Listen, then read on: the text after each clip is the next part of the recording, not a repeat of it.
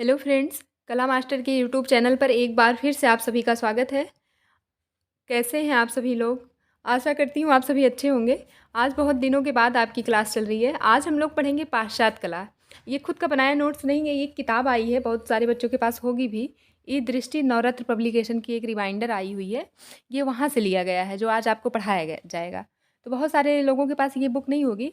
तो चलिए हम लोग पाश्चात्य कला के बारे में आज देखते हैं। सबसे पहला पॉइंट है आपके सामने, प्रभाववाद का बीजारोपण कब हुआ था? प्रभाववाद का बीजारोपण 1863 ईस्वी में हुआ। इंपॉर्टेंट पॉइंट है। देखिए, पाश्चात्य कला से आपका सिलेबस में तो पाश्चात्य कला नहीं दिया हुआ है। टीजीटी आर्ट का जो सिलेबस है उसमें पाश्चात्य कला मेंशन नहीं है। लेकिन कई बार देखा जाए अगर तो 10 से 12 सवाल पाश्चात्य कला से पूछे जाते हैं। तो ये सवाल जो पूछे जाएंगे आपसे, ये बहुत ज़्यादा कठिन सवाल नहीं होते हैं, थोड़े हल्के टाइप के सवाल होते हैं। जैसे कि प्रभाववाद कब बीजारोपण हुआ या फिर इसके जनक कौन थे।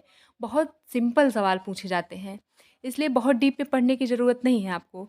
तो पर आपका पाश्चात्य कला से रिलेटेड जितना भी सवाल एग्ज़ाम में आएगा, प्रीवियस ईयर हो या फिर कोई किताब हो जो वन लाइनर में हो, तो आपको हमारे यूट्यूब चैनल पर उनको बता दिया जाएगा। क्या आप पढ़ लें कि आप पाश्चात्य कला के क्वेश्चन सही कर ले जाएँ। तो उसी कड़ी में आज हम लोग प्रभाववाद के बारे में पढ़ेंगे। तो देखिए, पहला पॉइंट हम लोगों ने देख लिया है, प्रभाववाद का बीजारोपण कब हुआ था? तो 1863 ईस्वी में प्रभाववाद का बीजारोपण। बीजारोपण का मतलब इसकी शुरुआत हुई थी प्रभाववाद की। ठीक है। अब अगला पॉइंट देखिए, अगला फैक्ट है आपके सामने। वह प्रभाववादी चित्रकार जिसके चित्रों को विज्ञापन में प्रयुक्त किया गया था। वह प्रभाववादी चित्रकार था जिसके चित्रों को विज्ञापन में प्रयुक्त किया गया था। तो ये कौन से थे? तुलु लात्रेक, इनका नाम था तुलु लात्रेक। ठीक है। तुलु लात्रेक के चित्रों को विज्ञापन में, ये प्रभाववादी चित्रकार थे, इनके चित्रों को जो है विज्ञापन में प्रयुक्त किया गया था। अब प्रभाववाद का नाम कैसे पड़ा? प्रभाववाद का नाम जो है, मोने के सूर्योदय का प्रभाव चित्र के आधार पर। ये मोने एक चित्रकार थे, इनका एक सूर्योदय का चित्र था, इसी के प्रभाव के चित्र के आधार पर प्रभाववाद का नाम प्रभाववाद पड़ा। ये बहुत इंपॉर्टेंट है, ये कई बार पूछा भी गया है, प्रभाववाद का नाम कैसे पड़ा। ठीक है। तो मोने के सूर्योदय का प्रभाव चित्र के आधार पर प्रभाववाद का नाम प्रभाववाद पड़ा। अब देखिए, प्रभाववाद का जनक कलाकार था। मैंने आपसे पहले ही बताया कि 2 ही 3 पॉइंट ज़्यादा इंपॉर्टेंट होते हैं पाश्चात्य कला से जो क्वेश्चन पूछे जाते हैं। किसी भी वाद, जैसे प्रभाववाद, नवशास्त्रीयतावाद, ऐसे जो वाद हैं आपके सामने पाश्चात्य कला में, इनके जनक या इनकी उत्पत्ति या बीजारोपण कब हुआ, इसी टाइप के सवाल पूछे जाएंगे। या फिर बहुत फेमस चित्रकार जो इनके होंगे, उनसे उनको पूछा जाएगा। यही 3 टाइप के सवाल आपके एग्जाम में बनते हैं यहाँ से। तो देखिए, प्रभाववाद का जनक कलाकार जो था, जनक कलाकार क्लाउड मोने, क्लाड लिखा हुआ है, क्लाड मोने। देखिए, यहाँ पर अभी हम लोगों ने देखा, मोने के सूर्योदय का प्रभाव चित्र के आधार पर प्रभाववाद का नाम प्रभाववाद पड़ा, और इन्हीं को जनक भी माना जाता है। देखिए, इन्हीं के चित्र के आधार पे, जो सूर्योदय का प्रभाव नामक चित्र था इनका, क्लाड मोने का, इसी के आधार पर प्रभाववाद का नाम प्रभाववाद पड़ा। एक पॉइंट यहाँ से ये हो गया इनके नाम से, और एक पॉइंट इनका ये हो गया, इन्हीं को ही प्रभाववाद का जनक माना जाता है। प्रभाववाद जनक का कलाकार क्लाड मोने थे। अब देखिए, सनराइज इम्प्रेशन चित्रकार किसका है? सनराइज इम्प्रेशन, सनराइज इम्प्रेशन चित्रकार क्लाड मोने हैं। क्लाड मोने का ये बहुत फेमस चित्र है, सनराइज इम्प्रेशन। ये भी पूछा गया आपके एग्जाम में। क्लाड मोने का चित्र है। सूर्योदय का प्रभाव, सूर्योदय का प्रभाव कृत का मतलब चित्र, किसकी है? क्लाड मोने की है। कृत का मतलब किसकी कृत है, किसने बनाया है। ये कृत का मतलब किसने इस चित्र को बनाया है, तो क्लाड मोने। देखिए, अभी तक जितना भी हम लोग पॉइंट पढ़े, सब क्लाड मोने से ही रिलेटेड है। क्यों? क्योंकि ये प्रभाववाद के जनक हैं, और प्रभाववाद हम लोग पढ़ रहे हैं, तो प्रभाववाद से जो सबसे ज़्यादा महत्वपूर्ण सवाल आपके एग्जाम में बन सकता है, तो इन्हीं से रिलेटेड होगा, क्लाड मोने से ही। जैसा कि आपको पहले बताया जा चुका है कि सूर्योदय का प्रभाव कृत जो है, इसी के नाम पर जो है प्रभाववाद का नाम प्रभाववाद पड़ा। अब देखिए, प्रभाववादी चित्रकार नहीं है। प्रभाववादी चित्रकार कौन नहीं है? मिले नहीं है। आपके सामने 4 ऑप्शन होगा, एक उसमें प्रभाववादी चित्रकार ना देके 3 प्रभाववादी चित्रकार रहेंगे, एक किसी अन्य वाद से संबंधित चित्रकार रहेंगे। तो उसमें आपसे पूछा जाएगा कि ये प्रभाववादी चित्रकार नहीं, तो आप लोग याद रखिए, मिले जो है ये प्रभाववादी चित्रकार नहीं है। पेंटर ऑफ सीरीज कहते हैं मोने को, पेंटर ऑफ सीरीज कहते हैं इनको। बहुत महत्वपूर्ण है ये पूछा भी गया है, पूछा जा भी सकता है, बहुत महत्वपूर्ण पॉइंट है ये। पेंटर ऑफ सीरीज, कहीं किसको कहते हैं? मोने को, क्लॉड मोने को। इनका पूरा नाम है क्लॉड मोने। रूयेन का गिरजाघर नामक चित्र संबंधित है। रूयेन का गिरजाघर नामक चित्र जो है क्लॉड मोने से संबंधित है।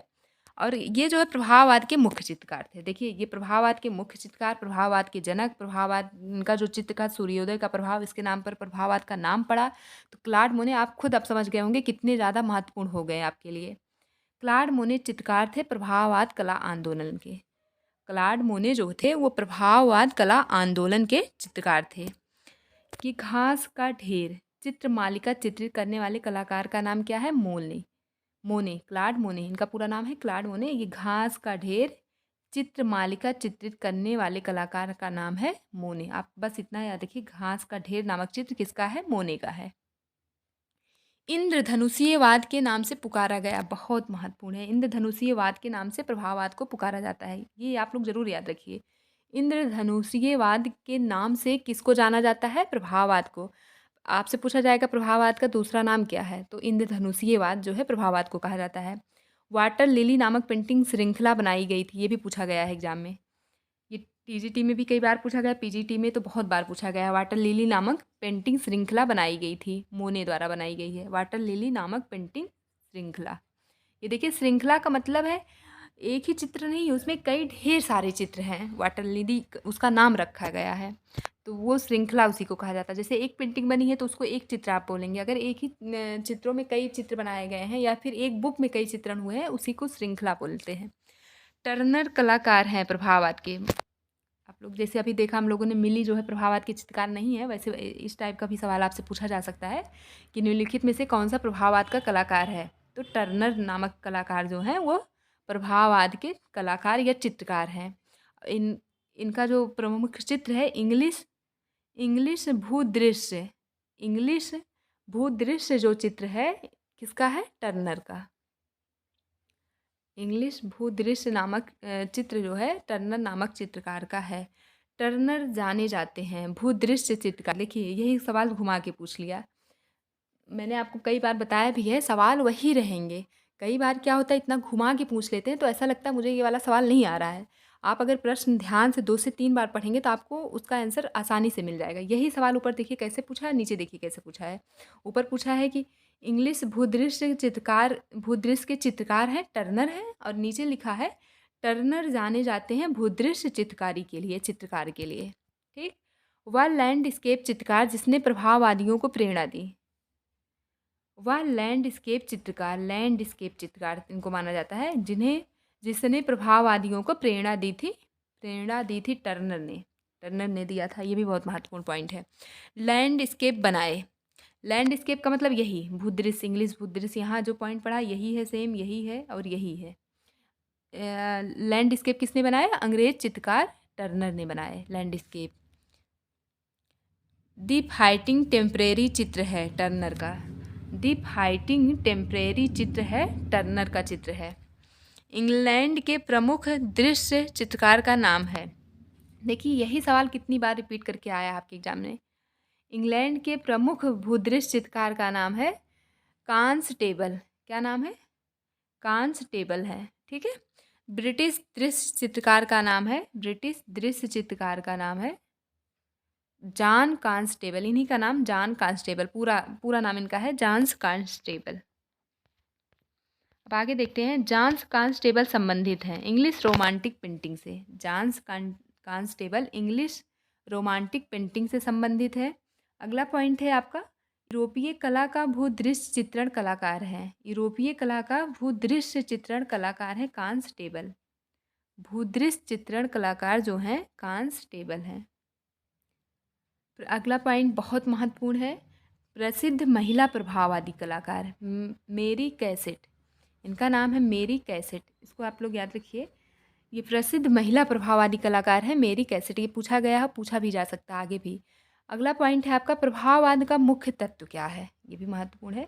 यही सब सिंपल सवाल पाश्चात्य कला से आपके सामने बहुत सिंपल सवाल पूछे जाएंगे, बहुत डीप में पढ़ने की ज़रूरत नहीं है। आप लोग अगर प्रीवियस ईयर से अपना नोट्स बना लीजिए पाश्चात्य कला का, और कोई एक बुक पढ़ लीजिए या आप प्रीवियस ईयर पेपर लगाने के बाद जितने भी पाश्चात्य कला से रिलेटेड टीजीटी या पीजीटी में आया हुआ सवाल है अगर कर लेते हैं तो आप 10 से 12 में से 7 से 8 का सवाल सही कर ले जाएंगे। बहुत ज़्यादा मोटी मोटी किताबें पढ़ने की ज़रूरत नहीं है पाश्चात्य कला के लिए।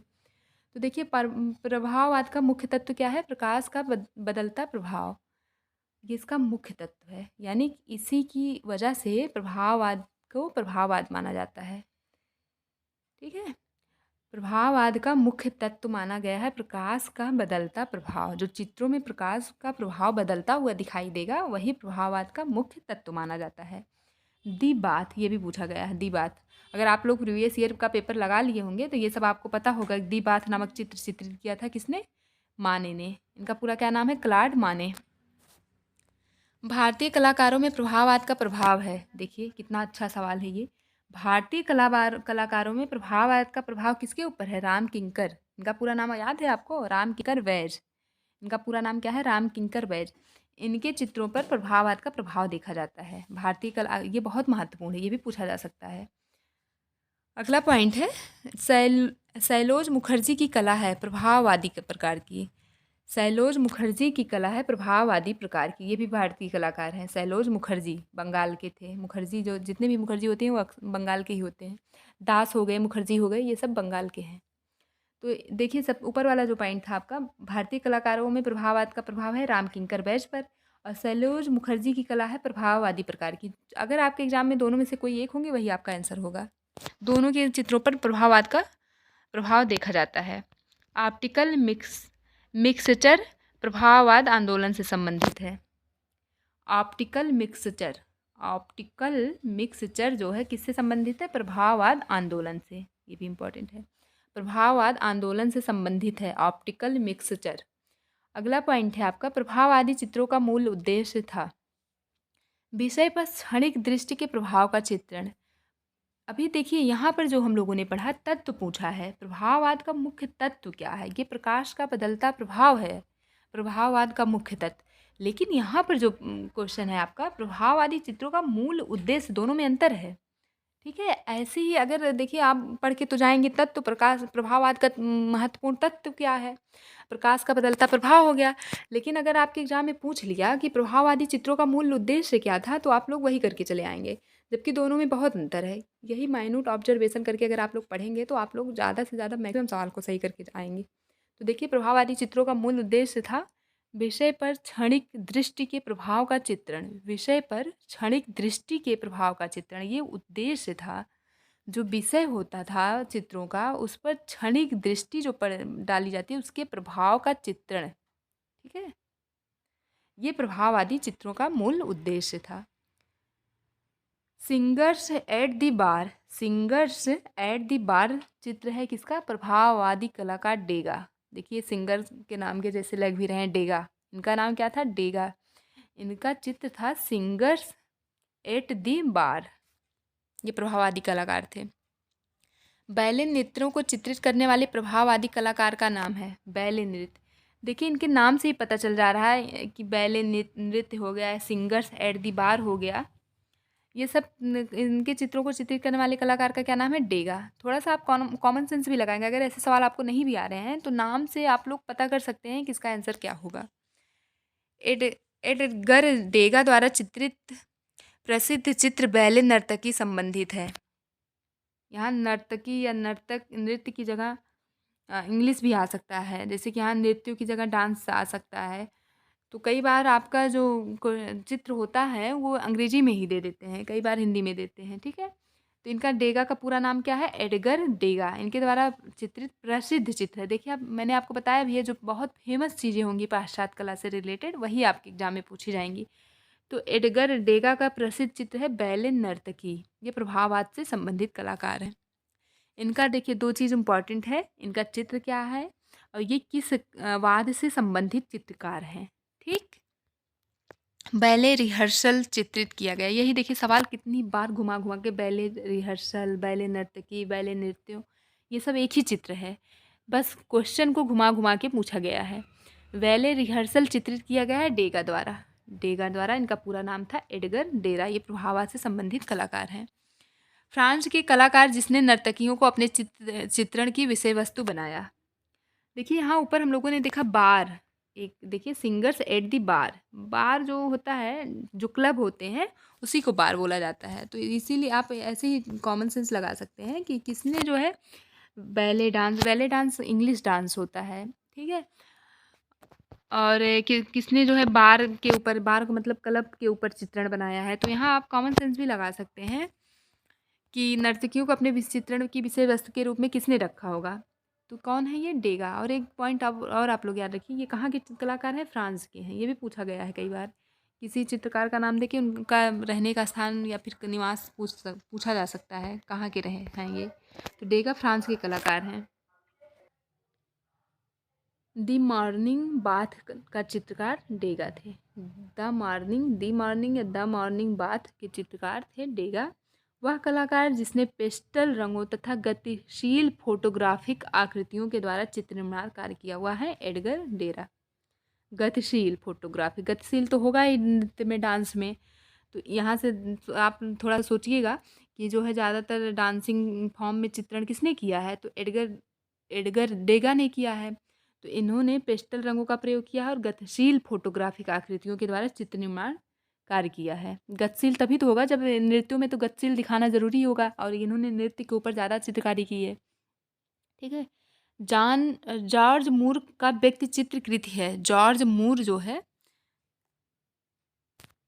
जॉर्ज मूर का व्यक्ति चित्र कृति है, किसने बनाया है, जॉर्ज मूर, एडुवर्ड माने का। एडुवर्ड माने ने जॉर्ज मूर का व्यक्ति चित्र बनाया है। अगला पॉइंट है तृण पर भोजन, ये भी इम्पोर्टेंट है। तृण पर भोजन प्रसिद्ध चित्रकृति किसकी है, माने की है। तृण पर भोजन प्रसिद्ध चित्रकृति है माने की। कृति का मतलब किसके द्वारा ये बनाया गया है, किसकी कृति है, माने की है। लंचियन ग्रास, लंचियन ग्रास नामक पेंटिंग किसने बनाई है, माने ने बनाई। अभी ऊपर हम लोग ये वाला पॉइंट पढ़ भी चुके हैं। लंचियन ग्रास नामक पेंटिंग माने ने बनाई है। माने के चित्र ओलंपिया में स्त्री की लेटी हुई आकृति है। वेश्या की, जो स्त्री लेटी हुई है, जो आकृति है ओलंपिया नामक चित्र में, वो वेश्या की आकृति है। वेश्या नामक औरत है।